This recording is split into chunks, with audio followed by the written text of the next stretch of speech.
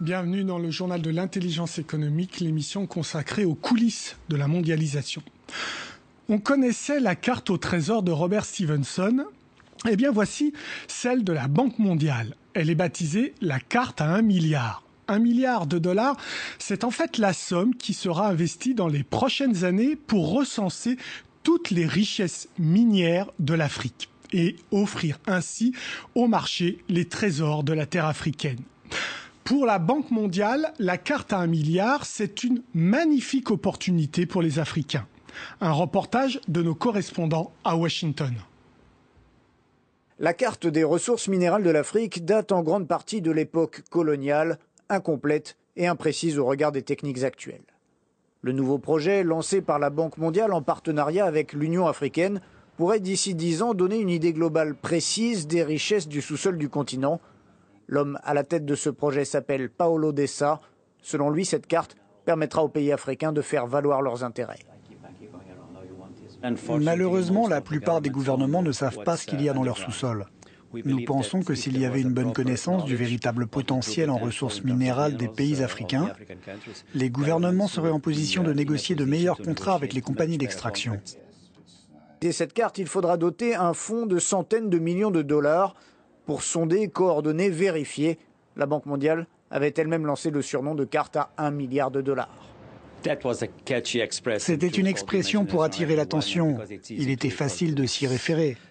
Mais le chiffre ne correspond à rien de concret. Certains pensent que c'est la valeur des ressources minérales que l'on pourra découvrir grâce à ce projet. Mais nous pensons que la valeur des ressources qui peuvent être révélées peut être bien plus élevée que ça, de l'ordre de milliers de milliards de dollars. D'autres estiment que c'est ce que coûterait la réalisation de cette carte. L'idée de base est que la géologie ne s'arrête pas aux frontières. Il faut donc une organisation au-dessus des États et des partenaires financiers pour porter ce projet. La prochaine étape attendue est l'aval formel de l'Union africaine. Une organisation au-dessus des États. Mais pourquoi ? Les Africains ne peuvent-ils pas gérer eux-mêmes leurs ressources naturelles ? L'Afrique est-elle prête à accueillir ce don de la terre ? Pour le spécialiste de l'OCDE que nous avons rencontré, la réponse n'est pas évidente. Dans les sous-sols de l'Afrique gisent d'immenses richesses. Les Africains ne le savent pas, ni personne d'ailleurs. Une initiative de la Banque mondiale vise à recenser toutes les ressources naturelles du continent. Le projet est baptisé la carte à 1 milliard. 1 milliard de dollars, c'est la somme qui sera investie d'ici à 5 ans pour mener à bien ce projet. Car l'Afrique est en retard. 5 $ investis par kilomètre carré pour l'exploitation contre 65 au Canada, en Australie et en Amérique latine. Reste à savoir si c'est une chance ou une malédiction. Pour ce spécialiste de l'OCDE, c'est une chance. Il faut prendre ces richesses pour ce qu'elles sont, c'est-à-dire de vraies richesses. Il ne faut pas en avoir peur. L'abondance de richesses ne nuit pas en tant que telle. La vraie malédiction, c'est celle des mauvaises politiques publiques. Pour l'OCDE, l'information est une arme qui impose la transparence. Savoir, c'est éviter les petits arrangements entre les entreprises et les gouvernants. Mais savoir, c'est aussi courir un risque. La découverte de richesses peut nourrir des conflits. Je ne pense pas c'est elle qui les crée, mais elle peut servir de détonateur à un certain nombre de conflits qui peuvent être très meurtriers. L'Afrique est-elle prête à recevoir ce cadeau de la terre ? Sa gouvernance est-elle suffisamment solide pour résister à la pression et à la loi des multinationales ? Il faut bien comprendre que les ressources minières ou les ressources énergétiques en Afrique, elles ne sont pas exploitées par les États eux-mêmes ou très rarement, sauf en Afrique du Sud, par des entreprises africaines. Ils sont très dépendants des moyens technologiques et financiers de grandes entreprises européennes, américaines, chinoises, malaisiennes, que sais-je. Autrement dit, le citoyen africain est souvent exclu du partage des richesses. Les dirigeants politiques et les multinationales risquent donc d'être les grands gagnants de cette carte à 1 milliard. bien avec moi sur ce plateau Grégoire Niodet. Bonjour. Vous êtes chargé des questions financières au Secours catholique et Caritas France et vous êtes l'un des membres de la coalition internationale de la campagne internationale qui est intitulée « Publiez ce que vous payez ». Donc, c'est quoi votre démarche dans cette campagne internationale « Publiez ce que vous payez » ? Je pense que le titre résume très bien ce que ça veut dire. C'est une campagne qui est née donc il y a une douzaine d'années pour justement demander aux compagnies du secteur extractif, donc mines, gaz, pétrole, et de plus en plus forêt, ce qu'elles versent au gouvernement pour qu'ensuite on puisse demander des comptes sur l'utilisation de ces ressources. Est-ce que ça a servi le développement réellement ou des dépenses d'apparat ou autre. Donc c'est de la transparence. C'est un processus de transparence. Donc c'est vraiment la première étape indispensable avant d'aller plus loin pour savoir si on gère bien ces ressources. Alors vous l'avez dit, ça a commencé en 2002, je crois, cette campagne. Oui.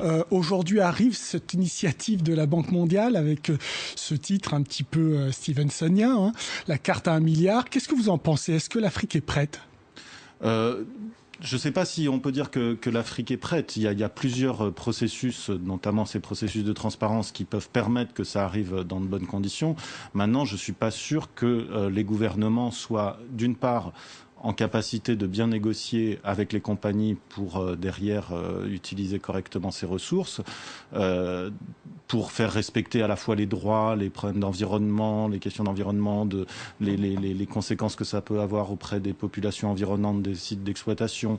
Et puis ensuite, dans la gestion des ressources derrière, pour savoir si avec cet argent, ils vont plutôt acheter des hôtels particuliers ou de l'armement, ou financer des routes, la construction de centres de santé, former du personnel de santé, etc. Mais donc pour vous, c'est quand même bien de savoir ce qu'on a dans nos sous-sols.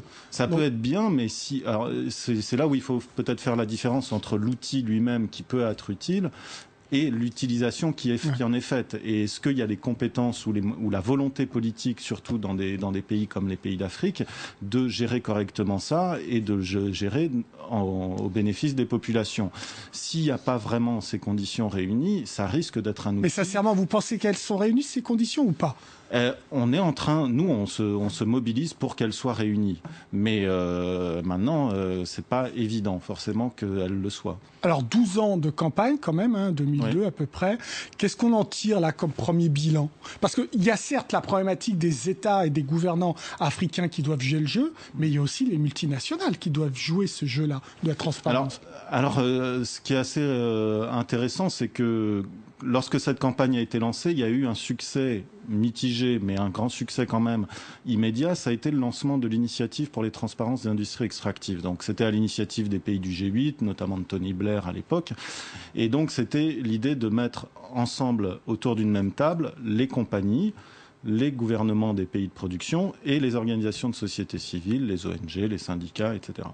Et donc d'avoir, pour discuter à la fois des standards de publication, comment on allait publier ce qui était versé par les compagnies d'un côté, et les gouvernements avaient aussi à publier ce qu'ils recevaient. Ce qu'ils recevaient de la part des compagnies, et on comparait. Et on a eu parfois des surprises assez rigolotes où il y avait des écarts de 30%. C'est arrivé au Congo-Brazzaville, par exemple. Sur cette initiative était très intéressante parce que c'était très novateur et très nouveau de mettre ces acteurs ensemble autour d'une table et de façon assez publique. C'est la même chose, donc ça se faisait à la fois au niveau des pays de production, mais aussi au niveau international pour avoir des règles un peu uniformes. Mais cette initiative n'était que volontaire, c'est-à-dire que on n'y allait que ceux qui voulaient y aller. Donc pour les organisations de société civile, c'était pas suffisant. Pas trop de soucis. Les compagnies y sont allées quand même en disant un truc volontaire, on pourra quand même y aller tranquillement sans trop se mouiller. Et au niveau des gouvernements, là, ça a été plus compliqué. Et donc, ça a quand même porté ses fruits. Ça n'a pas été facile forcément pour notamment les militants de société civile dans les pays de production. Certains ont été en prison. Certains ont connu l'exil, des menaces, etc. Et alors, ça a avancé chez nous aussi. L'UE a diffusé des directives en 2013, donc là, qui vont être appliquées, c'est obligatoire, d'ici les 2 ans qui viennent. Voilà, et c'est là où on a reçu, là où il y a eu plus de réticence de la part des compagnies, c'est que il y a eu, quand ça devient obligatoire, là, ça coince un peu plus. Et donc, les compagnies ont notamment voulu que ce ne soit pas au niveau local, la publication, mais au niveau national et global. Donc chaque pays au niveau de chaque pays, Oui. mais nous, ça a été un de nos chevaux de bataille assez important, c'est de l'avoir aussi projet par projet pour que les collectivités, les communautés locales puissent aussi avoir cette information et autour des sites de production, puissent aussi demander des comptes sur les ressources qui sont sorties de leur sous-sol. Donc je disais directive européenne de 2013, est-ce qu'elle a été appliquée dans le champ national, par exemple en France ? En France, ça vient d'être voté, comme on dit, transposé, c'est-à-dire un droit européen qui est transposé en droit national. Il y a cette même... En fait, c'est parti aussi des États-Unis dans le cadre de la loi sur la régulation en 2010, mais ça a pris du retard depuis, et notamment parce que le lobby pétrolier américain a porté plainte contre cette réglementation. Et ça a été transposé au niveau britannique, au niveau français et au niveau allemand. Donc on est à peu près dans les clous.